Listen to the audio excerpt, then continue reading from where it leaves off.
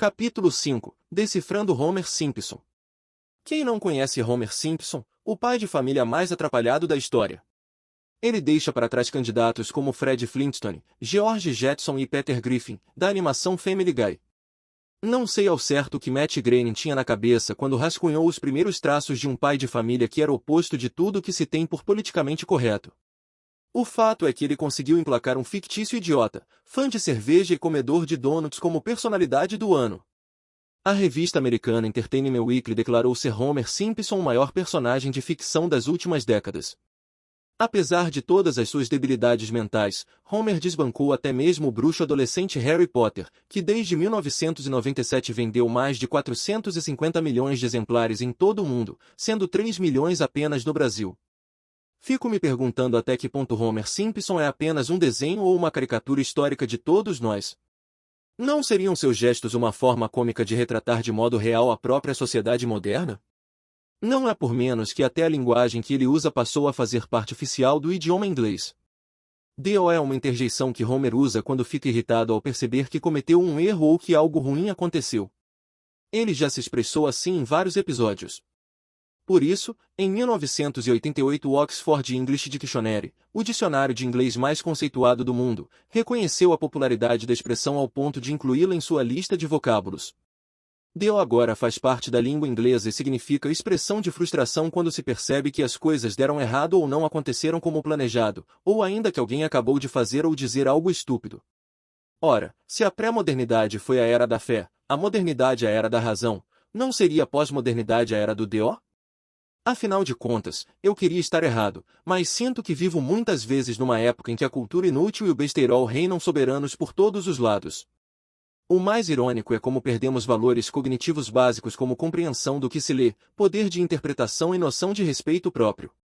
Veja que interessante, nos anos 1940, Walt Disney visitou o Rio de Janeiro e, dentro do Copacabana Palace, criou um personagem para supostamente homenagear os brasileiros. Seu nome, Zé Carioca, um malandro, que não gosta de trabalhar, cheio de jeitinhos como o próprio povo homenageado.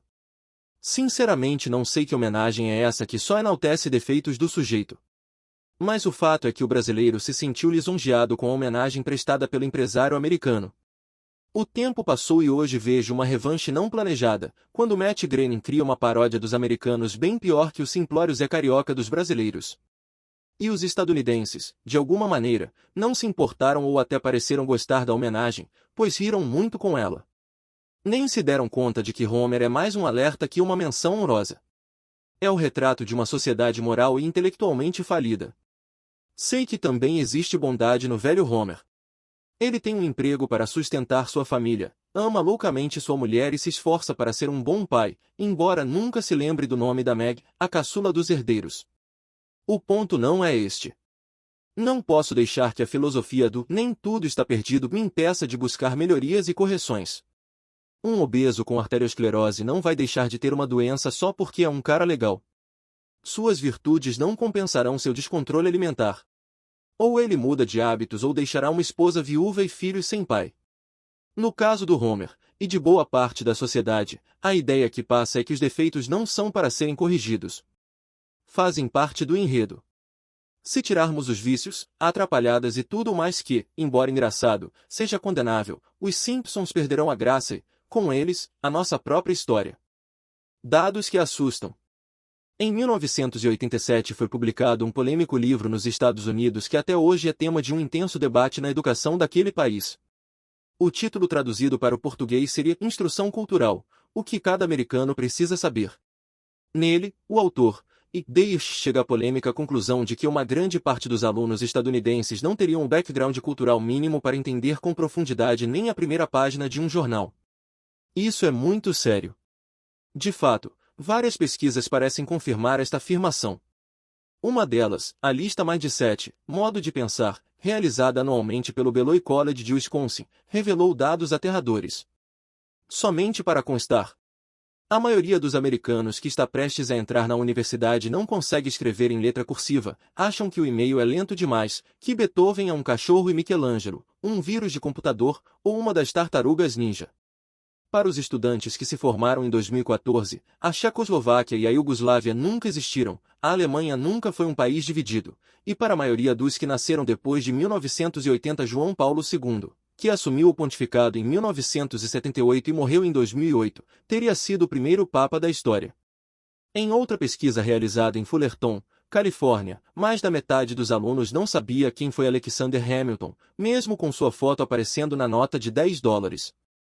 Embora eu não tenha dados tão detalhados sobre o Brasil, não creio que estejamos melhores que os americanos, haja vista que numa das últimas divulgações do PISA, Programa Internacional de Avaliação de Alunos, dentre os países que participaram da pesquisa, o Brasil ocupava, invariavelmente, as piores posições em todos os itens avaliados. No ano em que essa pesquisa foi realizada, nós, brasileiros, ficamos em 53º lugar de um total de 65 participantes. Perdemos em qualidade de educação até para países como Bulgária e Romênia. As respostas reveladas por esse tipo de avaliação educacional podem até parecer engraçadas, como as famosas pérolas do Enem, mas são trágicas. Se, como diz o ditado, os jovens são o futuro do mundo, arrepia-me imaginar um mundo gerenciado pelos entrevistados nessas enquetes. Quem fez isso? De quem seria a responsabilidade por isso? Talvez a resposta esteja na explicação de Alan Bloom, eminente educador da Universidade de Chicago. Para ele, o que estaria por detrás dessa ignorância coletiva é a convicção pós-moderna de que não existe verdade absoluta, de que tudo é relativo. Assim, o propósito da educação não é aprender a verdade ou dominar fatos, mas apenas adquirir a habilidade de obter sucesso, riqueza, fama e realização pessoal. A verdade última ficou irrelevante e desnecessária, é coisa de cada um. Logo, não me admira que estes sejam os desastrosos resultados da cultura.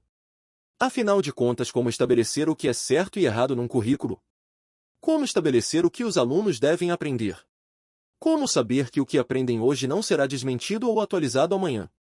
Como dizer que uma resposta está definitivamente errada? Lembremos, para a cultura pós-moderna estamos num tempo de pós-verdades, logo, qualquer resposta é válida, afinal, tudo é relativo.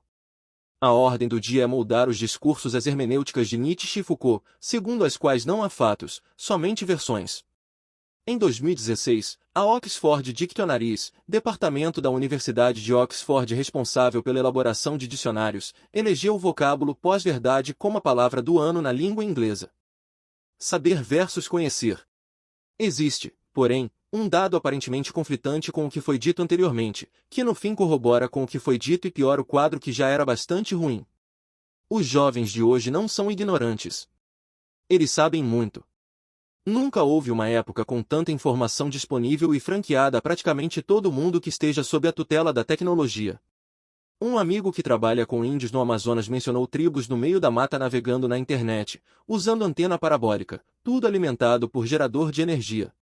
Eu mesmo já me surpreendi ao encontrar em pleno deserto do Sinai um beduíno falando num iPhone, e olha que ele tinha sinal. Não, meu amigo, essa não pode ser a época da desinformação. Pelo contrário, todos sabem e sabem muitas coisas. Entre no Google e está tudo ali.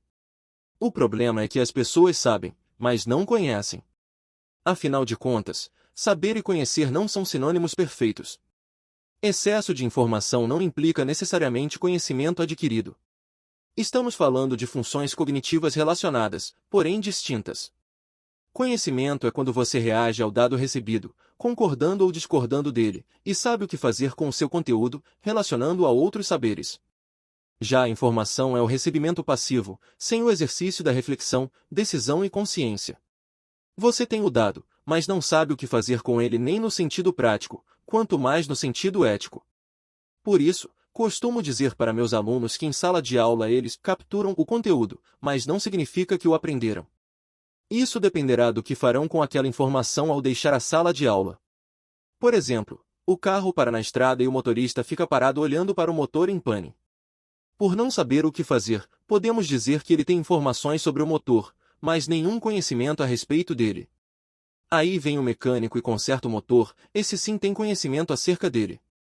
Que fale a Wikipédia.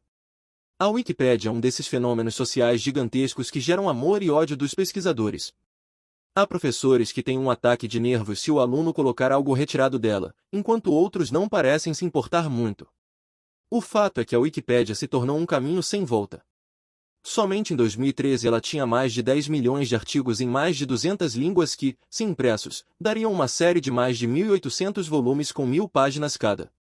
E olha que a empresa que a mantém possui apenas 6 empregados. Um dos problemas da coleção é que a linguagem de um acadêmico é ladeada à fala de um menino de 8 anos. Todo mundo coloca informação ali, diariamente. A Wikipédia é obra da geração que vira noites na internet, concluiu Carolina Rossini, uma pesquisadora brasileira em Harvard. Dizem que o próprio Jimmy Wales, idealizador do projeto, ironizou numa palestra para alunos que ninguém deveria usar sua criação em trabalhos de pesquisa, por tudo que é mais sagrado, dizia ele, vocês que estão na faculdade, não citem a Wikipédia. Porém, se deixar de lado os preconceitos justificáveis com relação a essa enciclopédia livre, posso tirar uma importante informação da Wikipédia que dificilmente viria de outra fonte. Ela é uma evidência empírica de como o público está se doutorando em conhecimento perigoso e trivial. Principalmente as novas gerações, repletas de PhDs em cultura inútil. Como você sabe, o editor de uma enciclopédia sempre dá mais espaço para os verbetes mais importantes, que, por essa razão, demandam mais texto informativo que os demais. Não dá para falar sobre Karl Marx e Mickey Mouse usando a mesma quantidade de caracteres. Quem define isso, já disse, é o editor-chefe, que, com bom senso, seleciona os temas que terão maior ou menor peso. Pois bem, parece que os editores da Wikipédia, nossa geração de internautas, também tiveram seu critério, porém, diferente do esperado. Ao que tudo indica, as razões da morte de Tiradentes não são tão importantes quanto os motivos de um suposto terceiro divórcio entre Beyoncé e Jay-Z. Os números estão aí para provar.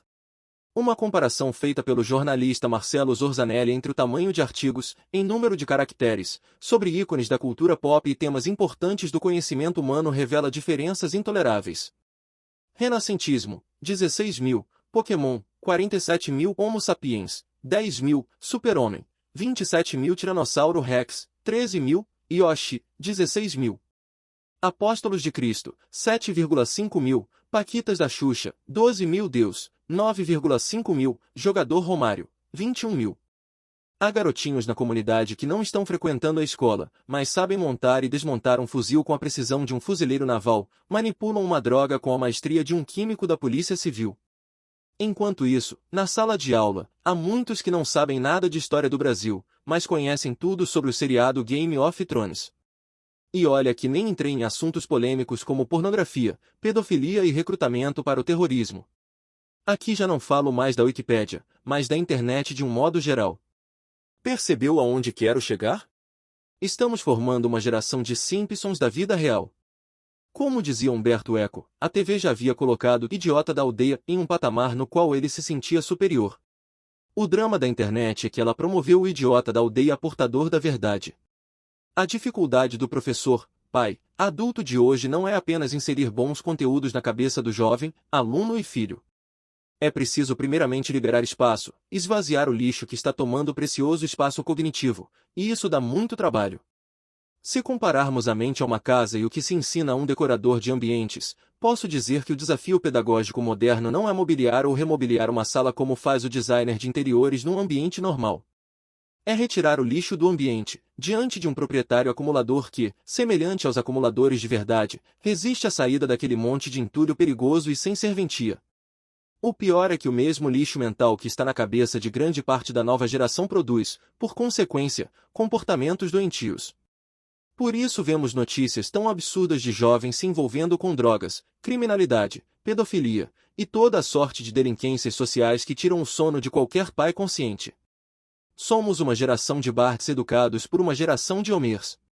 Às vezes me pergunto se não seria ainda pior, ou seja, se não somos uma geração que confunde ensino com educação achando que passar para o aluno o conhecimento de matemática pura, gramática ou biologia fará dele automaticamente um cidadão de bem. É necessário um pouco mais que isso para se formar um caráter.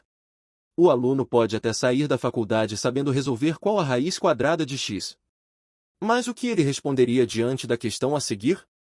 Pus um carro à venda, mas descobri depois disso que ele está para bater o motor e o reparo não ficará barato. Hoje surgiu um senhor querendo comprá-lo. Devo vender o carro assim mesmo, escondendo que o motor não terá muito tempo de vida? Esse tipo de pergunta, infelizmente, não cai no vestibular. Testes de caráter não constituem índices de aprovação para uma universidade que só deseja passar conhecimento, e não valores.